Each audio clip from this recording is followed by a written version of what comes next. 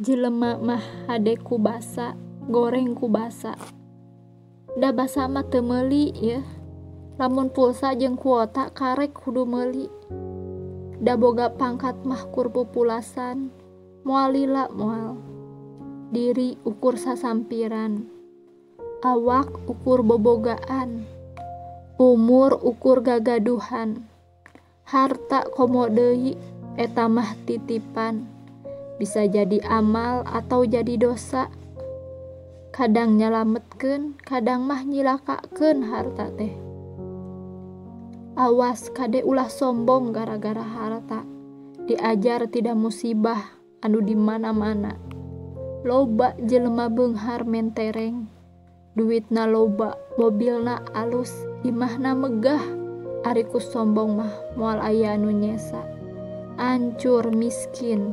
Naon deui anu rek disombongkeun ku harta aranjeun teh? Kabeh ge kagungan anu pangeran. Inget, hirup di dunia mah teu sorangan. Butuh ku batur, butuh ku dulur.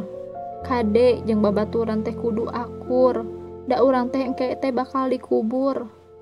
Ari bisa nguburkeun sorangan mah mangga we ngaliang ku sorangan.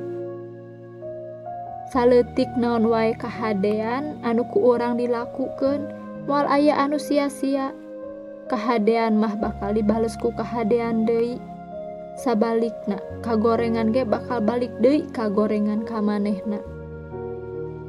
Sakumaha beungharna hiji jalma anu loba harta, tetep bisa dipastikeun butuh ku jelema, butuh ku batur. Da duit mah moal bisa nulungan moal.